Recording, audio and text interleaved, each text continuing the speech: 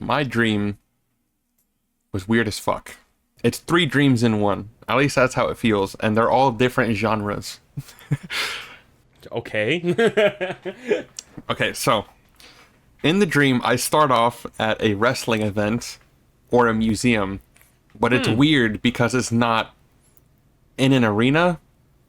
It's like you remember when Jeff Hardy hit the swanton to Umaga in that Falls Count Anywhere match off the truck? Yes. It was more Yes. like that kind of location, except instead of a truck, think of like a concrete structure, and Jeff Hardy jumped off like a second story balcony. Shit. And so, Bro sacrificed his vertebrae. but the thing is, this was like this in-person thing was like a flashback. So I got to meet Shawn Michaels in my dream. And he was telling me Wonderful. about one of his famous matches against Jeff Hardy, which was that. That was the spot in the match. And so Shawn describes the match finish, and he's telling us about like little things that we didn't know about, like the booking or the behind the scenes or the storyline. And he describes certain details about the match finish that we would have never noticed, like the support structure that did the swanton off of wasn't sturdy, and so he was holding himself up with the wall, like that kind of thing. Damn. And then Sean mentioned that he left out a part when he was explaining the match in detail, that apparently he peeled and threw orange slices at Jeff Hardy. And he said the reason he didn't bring it up is because he said he wants to leave it to history. Yeah. Whatever the fuck that means. How you gonna throw orange slices at someone? Wait, where did he get the orange? Did he keister it? know. What's going on? Oh no! Where did he get the orange? Wait a minute. I have Wait, no wait, clue. wait, wait. Yeah, so in my dream, so this is weird because it's going back and forth between like me, like in like a first person POV, me talking to Shawn Michaels in like present day, and then also my brain would keep cutting back to like grainy like DVD footage of that match, even though Yeah. it never fucking happened. So it's weird like how my brain was working during this time. So anyway, after the whole thing, I leave, and my sister is coming to pick me up, and so she's waiting in the lobby. And so we're walking through, and my sister hands me chocolates, like to eat. Like she got it, and so it's for me to eat. And so they're in the shape of like a Hershey's Kiss, kind of, but they're like much thicker, like wider. And then so I eat one, and then the second one I drop it, and it rolls underneath the door. So I bend over to look under the door, and I see a hand come in and pick up the Hershey's chocolate. What hand?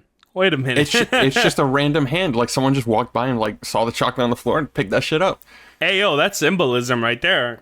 God? I don't know. So I walk through the door and I close it behind me, and it opens into like this small like kind of hallway. And there's like plants and like benches. It looks like a waiting room like type hallway. Right. And then so the fancy waiting room just completely disappears behind me. Like there's nothing behind that door anymore. Like if you look underneath it, it's just like a black void. So the room that I was just in with my sister just fucking disappeared. And so apparently the person that picked up the chocolate is this girl that I went to elementary school with. But the thing is, she like, I mean, obviously I'm 22 now, so obviously I'm much older. She still Yeah. looks the same age 'Cause as that's like your when last I knew memory. her. Yeah, Yeah. exactly. And this is like first grade, so she's like really young. So it's this little girl eating chocolate.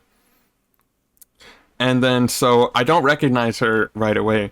And so I ask her about it, and she just stares at me. Like she's not saying anything. And so I'm just like, fuck. all right, well, Wait. Fuck, bro. Oh, you know how quickly I would have formed a pump action shotgun in my hands after that? Fuck that. I'm sorry, continue. yeah, no, hey, little girls are creepy, bro. Yeah. Have you seen Abigail? Fuck that. So, yeah, so basically I'm like, okay, this is awkward, so I'm just gonna leave.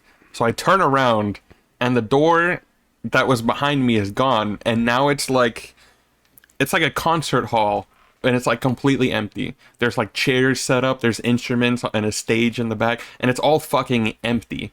completely empty. Damn.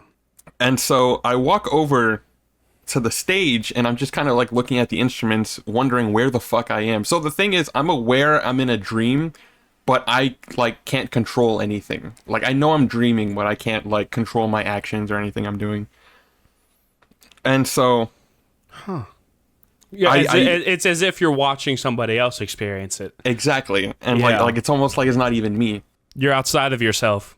Yeah, and so I'm like staring at the stage and I'm like right in front of it. Like I walk up to the front and I'm like right in front of the stage, but I'm not on it. And then all of a sudden I feel a hand grab my shoulder and spin me around, and it's the same girl, except now she's much older. Obviously I don't know what she looks like now. I haven't seen her since fucking first grade, but she has like the same facial structure. But she's You can just like tell. clearly much older. Yeah, like I can tell it's her, but she's like my age now. Well, I feel like that was kind of the reasonable side of your brain at that time, because you saw her when she was a kid. It's like, wait, but then and then next time you saw her, your mind corrected it. Yeah. It's really weird how the mind works like that. It's so imaginative when you're asleep. It's like a whole other part of your brain. Continue. Yeah. And it's weird because this girl, I wouldn't say I was friends with her. Like, I talk to her every now and then. So, like, you know how you have, like a desk partner in, like, some classes in elementary school? So she was, like, my desk partner, but, like, we didn't really talk. Like, my friends were, like, sitting in other desks, you know? Right. And so I wouldn't really talk to her that often. So, like, that's how I recognize her. But I would never say that we were friends. And so she hands me the same chocolate that, like, she picked up. And I eat it. And then all of a sudden, she grabs my hand. And the whole thing turns into, like, like, everything gets blurry. And it turns into kind of like a montage, in a way. Like, all of a sudden, we're at the movies. Like, we're walking through a theater. And so she's, like, holding my hand and, like, dragging it behind her. You know what I mean? Like for me to follow her. Yeah. So we're going through, like, a movie theater that's empty as fuck. It's just, like, the entire room is blue. There's a movie playing on the screen. I have no clue what movie it is. And then she's, like, walking me from, like, one side of the theater all the way to the end. And then all of a sudden, we're, like, in front of a food truck. And then we're in the middle of a street. And as she continues dragging me, I explain this to you. It's like a first-person, like, POV, like, fade transition. Like, all of a sudden, when we're walking on the sidewalk, everything becomes really clear. And then it's like a subway car kind of starts forming in front of us. And it goes from, like, an empty street to an extremely crowded subway car. Like, there's people fucking everywhere. No space to stand on the subway. And then so she lets go of my hand to kind of, like, navigate, like, through the crowd of people. Everyone is just staring forward. Nobody is talking in this subway car. It is silent. The only thing you hear is the train. And so I'm following her, and then all of a sudden there's like a pole that you would grab onto to, like, keep your balance while the train is moving. So we both stop at the same one, and we're just kind of waiting. And then I ask her, "How'd you find me?" And she just giggles. And then I asked her, "Are you running from something?" And she just, like, gives me, like, a shrug. And then, like, as, like, the first thing that popped in my head is just, like, okay, she's, like, escaping, like, an abusive, like, household or relationship or something. And then so I ask, abusive ex-boyfriend? And then she just goes silent. And she's, like, staring out the window, like, past, like, the train is going past the street that we were walking on. So, like, all these buildings and lights are flying by. That's what she's staring at. And then all of a sudden, she pulls me in close, and she says something about a lab. I couldn't remember what she said, but I just remembered lab, like, at the end. And this is where we get into the third. This is where we get into, like, the third genre. The third of my act. dream. Yeah, the third act. So she says something about a lab, and all of a sudden, this dream is not in a first-person POV anymore. Now it's as if it's like a movie scene, but, like, my eyes are like the camera, you know? So it's like cuts and, like, transitions and that kind of thing, and it's really weird. So she says something about a lab, and then all of a sudden, I'm seeing, like, a black guy sitting in a truck, like in the driver's seat, and he's wearing like a military uniform. And and he's wearing this earpiece almost like he was listening to our conversation in the subway car. And so when she says lab, he immediately looks to his left, and he's sitting in front of like this big building, and there's a sign that says Radiant Labs. I googled it. It's just an electrician thing, nothing important. But you know that gives me like Resident Evil vibes or some shit. Radiant Labs. I don't know what that is. And so he says, "We're here," and one of the SWAT guys gets out of the back of the truck with like a riot shield. And he walks through like the front door of the building. And then so now we'll call the driver Joe, just to give him a name. And then so all of a sudden he turns the truck left and he drives. So imagine the road he's on is like a second story structure, kind of like a bridge. He just drives off of it and lands perfectly on his wheels down to like the first floor. And then a second SWAT guy gets out of the back with a riot shield and also goes into the building. So we have two different guys entering from two different floors, and he's just kind of like sitting in the truck. Shit. And now the windows of the building are like covered up, like with like wood panels. But you can clearly see inside. It's just fog and mist and everything, and you can't see 2 feet in front of you in there. Like you're not going to be able to see anything. So, you know, the two guys walk into the building, the doors close behind them, and then you don't hear anything, and then all of a sudden over the radio, you just hear one guy start yelling. And so... That's Resident Evil as fuck. Go ahead. Yeah. And so both soldiers tried running. There's like glass like doors, so they both try running out of the doors, but now all of a sudden it's locked, and so they're trapped in there, they can't get out, and it's just fog behind them. And so they get dragged back inside, and I assume they died. I didn't hear anything after. Oh, that's scary, bro! Oh, I assume they got pulled into the fog and then just died, because I didn't hear anything, and I didn't see them afterwards. We gotta see the mist. Continue. So I was able to get a glimpse of like what dragged back one of the guys. Think of the Offspring from Alien Romulus, but with PS1 textures. Like it's like a low quality version of the Offspring. Just a big ass Wendigo hand, yeah. Yeah. And so now I'm thinking I'm just in a Resident Evil movie. Yeah. And so the black guy, he's got to be like Chris Redfield or some shit. I don't know. But Joe gets out of the truck and he runs towards the building, and he sees this group of scientists hiding in like a side entrance. And so they all see him, and now they're like starting to bang on the window to be let out. And the door is stuck and it doesn't open all the way through. So Joe gets away from the side entrance and turns around, and he's like looking through the parking lot. And all of a sudden that food truck that I was at briefly is in that same parking lot. And so Joe goes over and he asks like the guy working the food truck for like a pen and paper. And so the guy hands it to him, and Joe grabs the pen and paper, and he runs back to the entrance with like the slightly open door, and he hands it to one of the scientists and tells him to write down any and all the information he needs to know. And then so apparently the food truck owner saw like the two soldiers get killed in there, and he just says like, "What the fuck is going on?" Next thing I know, I'm in a first person POV again, and I'm walking past. I'm walking through the parking lot past the food truck guy, and I'm walking up behind Joe. Jesus Christ. All of a sudden, I reach up and I grab his shoulder, and then I wake up. Holy fucking shit. Holy fucking shit. You went back to a flashback. You were a time traveler in that moment.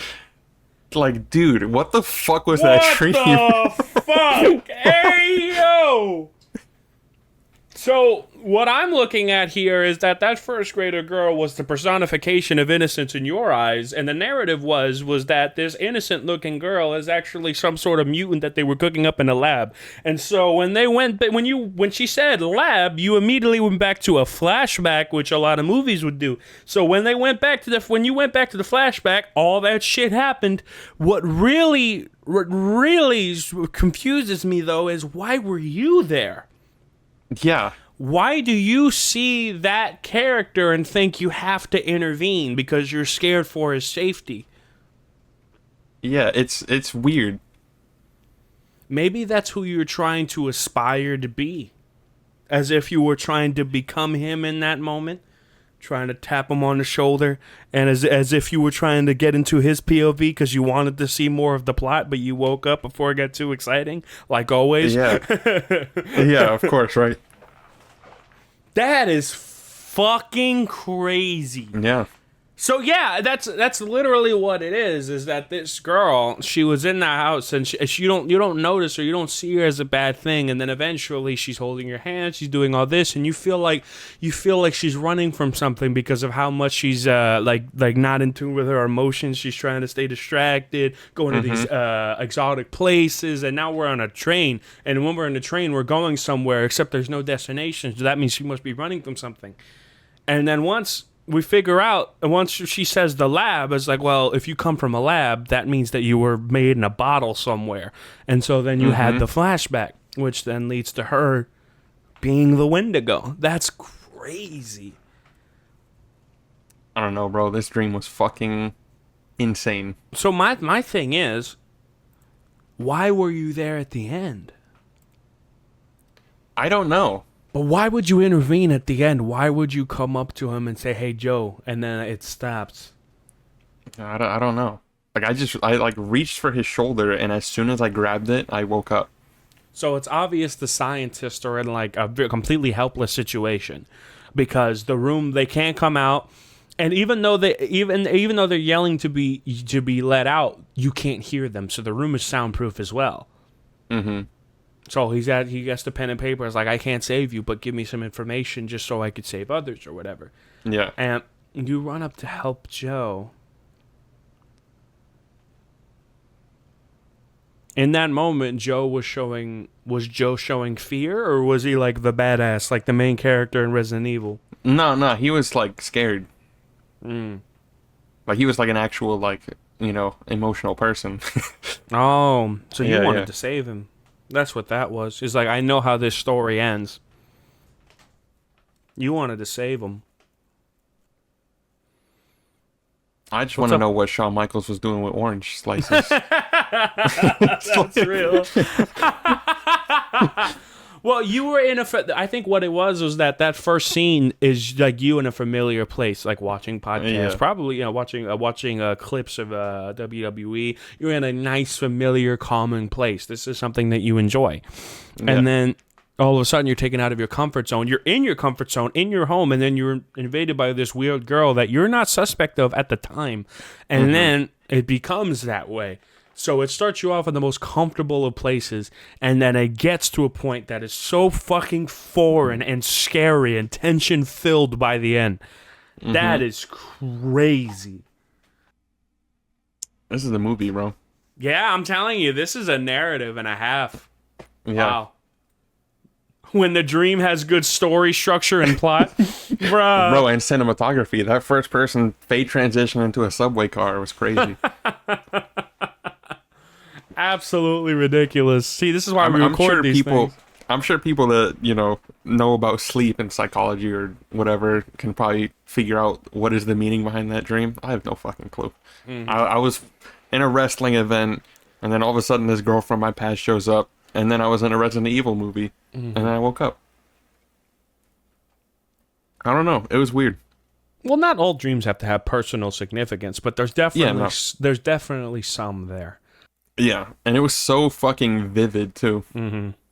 Like it was you ever had those kinds of dreams where you like wake up from it and you wonder if you're still dreaming or not? Oh, fuck you, Jack. You know how many times I've woken up in a dream just to wake up again? Dude, I haven't had that happen to me, but I was like, when I woke up from this specific dream, I was wondering, I didn't feel like I had woken up. So I was like, am I still dreaming or not? But, I texted you and I went back to sleep and I wrote the whole story down and I woke up, all that shit was still in my phone. So I clearly wasn't dreaming at the time. That's so fucking crazy. Oh, man. Nah, dude, let me tell you something. There's been some dreams where I'm sitting there And I am scared out of my fucking mind, mainly because of the loss of my mother. I usually have a crazy dream surrounding that. Whenever I had a dream like that, it would be a fucking nightmare. And at the end of those dreams, a lot of the time, I would wake up in my room. I'd get up, I'd fumble with the AC, or I go over and start cooking a meal, and then like 2 minutes in, I wake up again, and I'm in the same room, and I'm like, oh, okay, and I'm like, okay, I must be awake now, and then I go over, I sit down, and I play some UFC for 2 minutes, and I wake up again, and it happens for like, holy shit. oh my fucking god, dude, you have no idea, oh my god, and then I wake up fucking again, and it's like, oh, okay, I'm just going to stay in bed this time and I'm going to go back to sleep. And when I close my eye, I get so fucking paranoid and I have to keep my eyes open. And so I was like, okay, but I can't move now. I can't move now. It's like sleep paralysis. I can't move. And I'm like, oh God, I don't know what's going on. It's like an out of body thing. Then I wake up again and it's like, okay, am I awake now? I go over, reach for a bottle of water. My hand goes straight through it. Then I wake up in real life. Holy shit. It's so, my dreams are so vivid and the nightmares I have are monstrous at times. A lot of the nightmares that I have, a lot of them have nothing to do with a Freddy Krueger, Nightmare on Elm Street, whatever the fuck. A lot of my nightmares that I have either surround someone who's dead or some circumstance that is so out of this fucking world. Like, it's just something... It's something so... I think the best way to describe my nightmares are sterile. Absolutely devoid of any kind of personality or human feeling whatsoever. I feel like I'm in a room and I'm the only one there when there's a bunch of people in the room with me. I feel like I'm the only real person here. I'm looking at everyone else. And that has to do with the fact that sometimes when I'm in my nightmares, I'm surrounded by dead people. People I know personally that are dead. And so when I go to shake their hand, I'm like, yeah, but you're not alive. And I know that. And it's it makes me feel so alone. It's fucking crazy. I'm telling you, bro. Terrifying. My nightmares are fucking terrifying. Trust me. When I get another one, I'll let you know. Yeah, because this would make some good cinema. What was really weird about my dream is you would think that whole last part, that's like a Resident Evil movie, was a nightmare, but it wasn't. Yeah, it was like I a didn't movie. feel scared at all. Yeah, it was like I was watching a movie. Maybe you were a director at that moment. It's like, all right, Joe, listen, we got to get you to do this again. That scene was shit. I'm going to need you to do it again. That's why I'm grabbing his shoulder. Oh, man. All right. So thank you for sharing. I have a few stories. I don't know how this is going to go. So we're just going to start from the first one and see where it leads. Yes, sir. So it starts off, my first dream out of the 3 this week. I'm telling you, my mind just goes into crazy places. My dreams are vivid as fuck. And this is the first one. So it starts off with me at Walmart going through the bargain bin for Blu-rays. Awesome. I'm like, oh shit. Oh wait, 2 for 1. Oh, this is crazy. I'm looking at Fight Club. I'm looking at movies that I've never heard or seen of. I'm looking at movies that I never heard of or seen ever. Like, it looks fucking crazy, the movies that I'm looking at. They just don't exist. And I'm like, this is the best movie ever made. So I'm looking at these movies, and some random dude, I don't even remember what he looked like, but some random dude walks up to the left of me. And I don't remember exactly what he said, but I remember what it led to. So he said something along the lines of, listen, I have a job proposition for you. And I look over to him, and his face, when I was looking at Blu-rays, I wasn't in first person. There was a camera on me. And then when I looked over to him, it switched to first person, and I saw his face, and it was blank, like a blur. I couldn't see his face. Whoa! I'm like Jesus, yeah, right. So I look over, and it's like I don't see his face at all. It's completely blank. And he's like, I have a job proposition for you. I don't say anything, and then it just cuts to I'm in the back of this massive like Navy warship, and I'm in the back of it, and I'm just seeing it hit the waves. Boom. Boom. It's like, I guess I got signed into the fucking Navy or something, right? And so I'm there, and it's hitting the fucking waves, boom, and I'm hanging on, boom, and then finally it transitions to now I'm in a bus, and I'm in a bus, and I look around, and guess who's sitting next to me? Dave Bautista. I'm like, oh, hey, Dave, how you doing? And it's like, we're friends. It's like, oh, hey, how you doing? And I look in front of me. You got Mark Calloway, The Undertaker. You got Shawn Michaels. You got Triple H. You got, like, all these crazy, cool WWE wrestlers.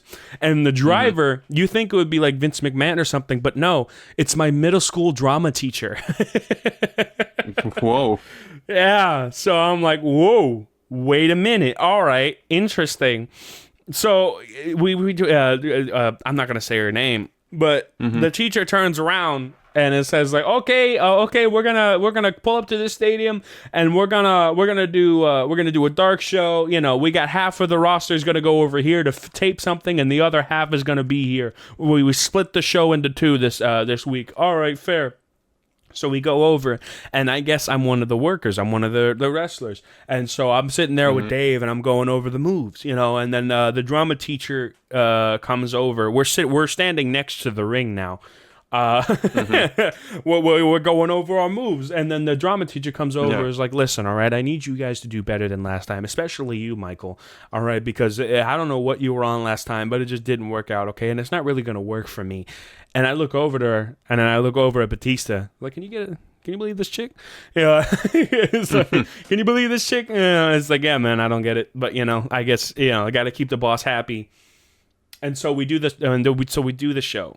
We go in there, we're wrestling. He whoops my ass. You know what I mean? Yeah. It's just fun. And then afterwards, like you look at the crowd.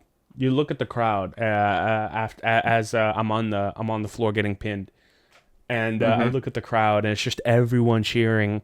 And then I see the front row. Once again, it's like I can't stop thinking about these people, dead family members. All in the front row, and they're applauding. You're like, oh yeah, get him, Batista, you know, all that shit, like in a good way. They were applauding because it was like, oh my god, there he is, it's my boy, you know. Yeah. And afterwards, the match is over. Cut to the end of the show, and como se dice, my sister is the only person left on the bleachers, along with some wrestlers. And you know, I talk to her, say hi. How you doing? Whatever. And my sister has a dog, a little pet dog. I'm like, oh my god, he's so cute. Look at him.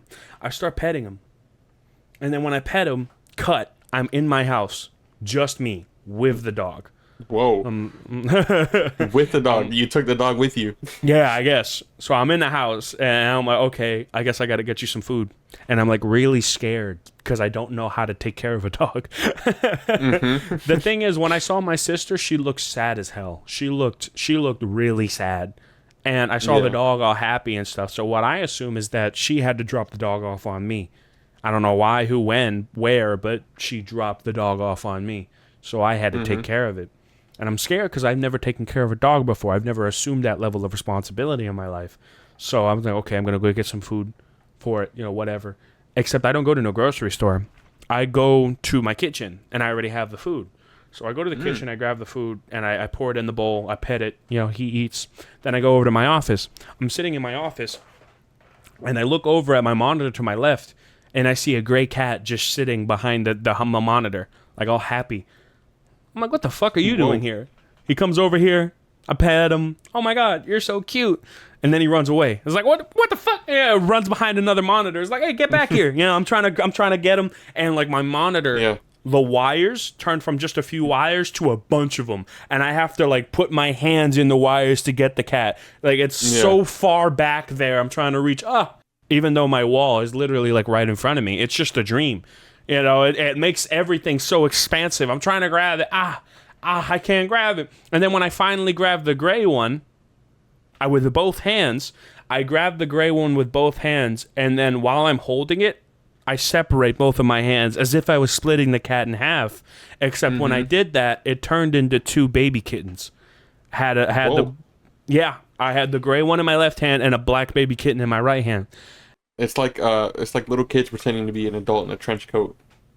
That's They were what I'm stacked into saying, each bro. other, yeah. I was like, damn, I got 2 cats now and a dog. Oh, this is overwhelming. And so I go over and I'm like, okay, I got to get cat food. Oh, wait, I don't have cat food. I put the cats down. I go over to the kitchen to check. Oh, I don't have any cat food. I don't have any cat food. I turn around. Both the cats are just dead on the floor. Like, well, shit. Fuck. I'm like, what happened? It's like, nothing happened. They were just on the floor, fucking dead. Like, they weren't torn apart by the dog, nothing. And so immediately I'm like, oh God, okay, I'm scared now, because I'm like, if the cats can just die in my care, I'm thinking, oh, the dog's gonna die too. I can't have that happen. Maybe somebody can come over and get it trained and train the dog. So I make a call, and somebody pulls up. And they get into the garage of my home. And I'm like, hey, how you doing? It's Mark Calloway in his American badass uniform. You know what I mean? And so I'm like, it's the Undertaker, but from the early 2000s. I'm like, holy shit. Yeah. And he walks in, and as soon as he walks in, I'm like whistling at the dog, like, oh, come here, whatever the fuck, right? And the dog doesn't respond. And then Undertaker immediately is like, come here, boy. And the dog runs so quick at him. It's like, just, oh my God, all this love, you know, going crazy with the dog, just losing his mind. And then he starts humping Mark Calloway's leg viciously. Like, holy shit, that dog is in love with you, bro. And then the dream ends. Wow. Damn, so, the fuck was that? I had some connections with some WWE superstars, I suppose. Holy shit. What the hell? I have no idea where to start with that one. You know what I mean? Yeah.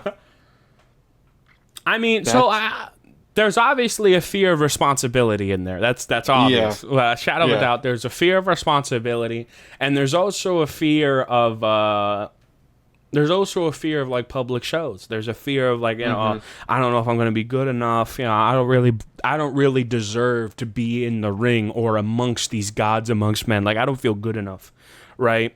Because you have all these crazy good wrestlers, not a single bad one in there. Like, no wrestler that I don't see is like one of the best of all time. And I'm in there and I just feel insignificant, you know? Yeah. So I'm assuming it was something along the lines of a fear of responsibility alongside inadequacy. You know, alongside inadequacy, and I just can't imagine those visuals, man. Thinking, just saying it out loud, like, it unearthed so many things. I'm like, oh shit, that did happen, didn't it? Oh boy, you know, crazy. It's such a weird like chain of events. Yeah, as well. But then, you know, it comes back full circle with Mark fucking Calloway. Yeah. I swear to God, I heard his theme music. You done it now. You gone and made a big mistake. And I can't allow, bro, I swear to God, because I know the lyrics. You do think you could just walk away, because the end is now. I haven't heard that song in like a decade. Pay the piper, so you gonna pay. I'm swear to God. Jesus Christ. Fucking hilarious. That's a wild ass dream. I think Mark Calloway was meant to be like an embodiment of my father. Like, I wasn't ready to be an adult yet. Something. Yeah. That's crazy. Holy shit. Maybe it was just Undertaker saying, "What's up, big dog?" Bruh. Because Mark Calloway looked like a biker, you know, back then. And my dad, he's down with that crowd. So that's probably what it is, you know. That's crazy shit. That's wild. And my dad had a pit bull way back when. Mm-hmm. So I'm not surprised. That's crazy. That's such a crazy ass dream. Yeah, that's what I'm saying, bro. Dreams make no sense, but they make great content. Yeah, for real. This one's a lot shorter. Just a few visuals, some cool things. We move along. All right. So I wake up. I'm like, oh shit, where the fuck am I? It's so hot. I wake up and I'm in a bedroll and I'm in the trenches. I'm like, trenches? Where the fuck am I? I walk outside. I'm in fucking Vietnam. I'm like, okay. This is... all right. This is different. You know what I mean? Just like the simulations. Bro, fucking opened a portal to Narnia, except Narnia's Vietnam. It's Vietnam. So I'm in fucking Nam, right? And when I climb the trenches and I get up to storm the enemy, I look to my left and I look to my right. No shit, I am surrounded by the entire Jackass crew. I got Johnny Knoxville, Steve-O, I got all these motherfuckers just fucking right next to me. He's like, yeah, we're gonna fuck up those Japs. I'm like, Japs? They're not. Wait, hold on. Well, hey, you're gonna have someone storm Vietnam. It's gonna be the Jackass crew. And you know what's crazy? It wasn't like a big Amazon rainforest. It wasn't any of that. It was a big ass desert, like in Dune. What the hell? Yeah, it was just a big ass desert, and I saw these massive trees, like trees straight out of that one planet that Chewbacca lives on. What's that called? Kashyyyk? Yeah. Yeah, so trees as big as the ones you see in Kashyyyk in Star Wars. And you just see enemies just piled along the branches of those trees like they're hidden and shrouded. I'm just like, oh shit, we gotta go to war. Thing is, this is Vietnam. I have a Colt 1911 in my holster, but I have a BAR in my hands. I'm like, this isn't time accurate, but okay. And so I'm aiming up, and I got the boys to my left and right, and we're fucking charging.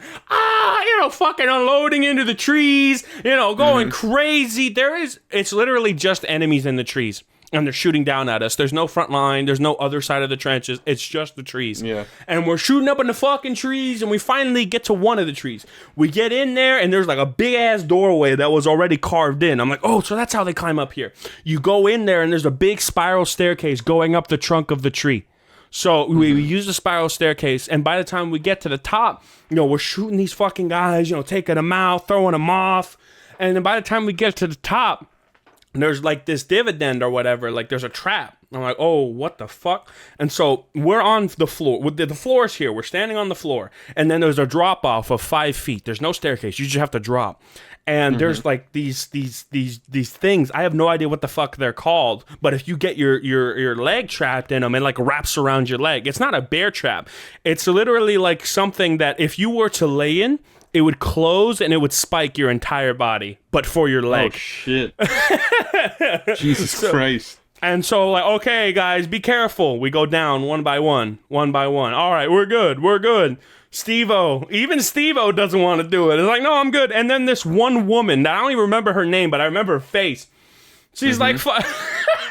She screams, "Born to be wild!" and fucking jumps head first into one of the traps. And it's like, what the fuck are you doing, man? We're like, oh shit. And we take the fucking trap. We're trying to get it off of her head because she's not dead. Jackass people are immortal. Yeah. We're taking the fucking trap off her head. Once we get the trap off, we're ripping it off, and finally we get it off. It's like, damn, that was crazy. We turn around, and there's like 20 soldiers, and we're just fucking unloading. Oh my god, that's crazy! And then we go out a doorway that was on the side of the tree, and it was like a walkway, like a big-ass hallway. So we would just kept going down that walkway, shooting guys, and then a massive explosion happened, like a mortar shot, and then I woke up. What the fuck? Yeah. So you were basically playing Call of Duty World at War with the Jackass crew. Yeah, pretty much. And some woman just straight up face planted into a bear trap. And she survived. Wow. Yeah. I mean, shit, good for her. Cinema. I don't... Yeah. Bro just had a war film. When I looked over to my left and I saw Johnny Knoxville, I'm like, oh, fuck. Today is a good day. Jesus Christ.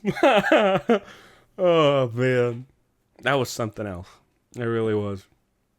I have no idea what the fuck that one meant. Yeah. Yeah, no, that shit was just insane. That had nothing. Yeah. That's it. What were they cooking? Nothing. They were cooking absolutely nothing. I got one more. All right. This is something else. Okay, so think of this as like Indiana Jones. All right, I'm alone. I got a few people with me. I don't even know who they are, but I got a few people with me. And we're in this big ass room and we see it.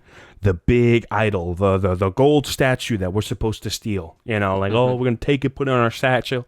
So we go in there. I take the big idol and I put it in my satchel like Indiana Jones. And when I put that idol into my satchel, the traps start going. Everything starts collapsing around us. It's like, oh, fuck, we got to go. Classic Indiana Jones. Yeah, so I'm going to say I run out. Everyone else is left behind. They're just fucking, they're over there doing their own thing. I run off to the left.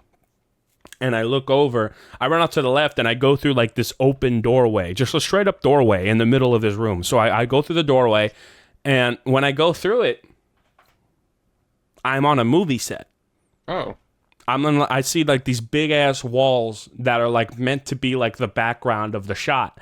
And I'm like, oh shit, we gotta keep going. I think I'm safe, but I think the natives are going to try to chase me, because it happened in the movie. So I'm like, oh, I'm so scared. I look over to one of the walls on the set, and I'm like, okay, I'm going to climb this because I left my spaceship at the top of the stand. I'm like, hold on, spaceship? Yeah, I left my spaceship. All right.